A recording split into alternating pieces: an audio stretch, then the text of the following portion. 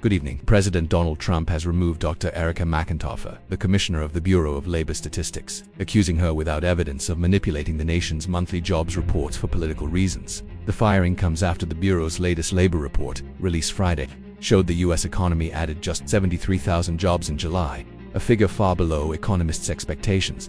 The report also included a sharp downward revision for job growth in May and June, cutting a combined 258,000 jobs from earlier estimates. Those revisions now show the slowest three-month stretch of job growth since the COVID-19 recession back in 2020. On social media, Trump claimed the numbers were intentionally skewed to hurt him and the Republican Party, posting, "In my opinion, today's jobs numbers were rigged in order to make the Republicans, and me, look bad." But economists point out that such revisions are standard practice. The Bureau's first estimates each month are based on partial data and routinely get updated twice in the following months, with an additional annual revision each February.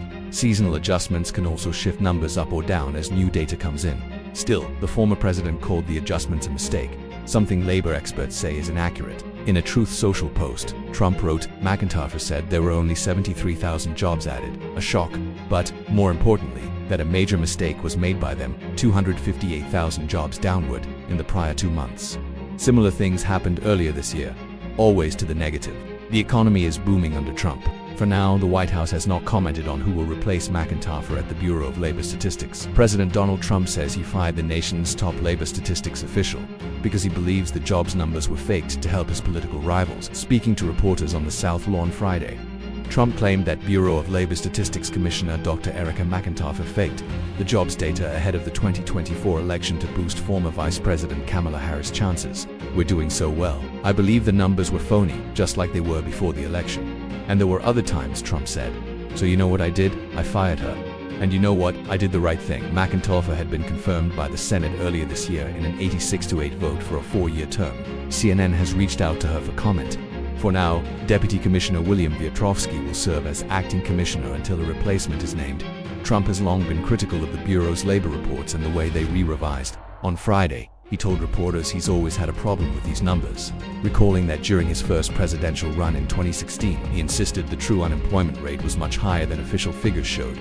Earlier this year, he accused the Biden administration of a cover-up after the Bureau reported it had overcounted 818,000 jobs over a 12-month period. "I was thinking about it this morning, before the numbers came out. I said, who is the person that does these numbers? And then they gave me stats about before the election," Trump said Friday. "We need people that we can trust." However, Trump and his allies have also praised the Bureau's numbers when they're favorable. Back in 2017, then Press Secretary Sean Spicer said the jobs data was no longer phony after a strong report under Trump's first term. And just last month, current White House Press Secretary Caroline Leavitt pointed out that the economy had beaten expectations in 4 straight jobs reports. The Bureau of Labor Statistics has long been viewed as a trusted, nonpartisan source of critical economic data. Numbers that guide businesses, investors, and policymakers in making decisions about hiring, spending, and growth.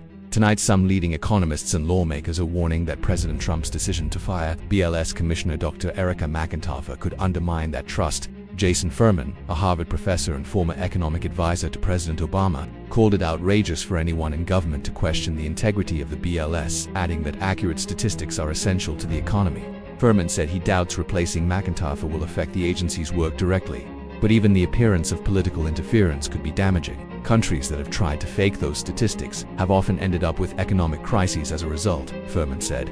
Mark Zandi, chief economist at Moody's Analytics, says the BLS data remains among the highest standard anywhere, warning that anything that chips away at that credibility is deeply concerning. "I've never seen anything even close to this," Zandi said. Zandi added that many former BLS economists now work at Moody's and called them fantastic and critical to a well-functioning economy.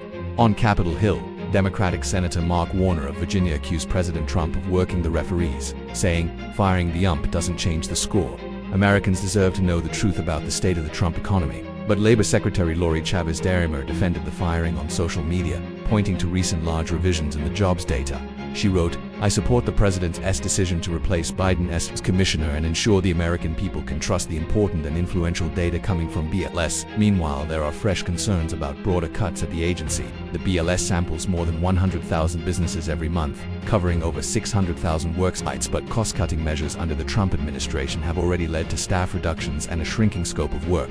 In June, the BLS announced it had stopped collecting price data in 3 U.S. cities and would increase the use of statistical estimates, a practice that worries some at the Federal Reserve. Fed Chair Jerome Powell told Congress he believes the data remains reliable for now, but warned that ongoing cutbacks could erode the quality of the reports over time. "I wouldn't say that I'm concerned about the data today," Powell said, "but the direction of travel is something I'm concerned about.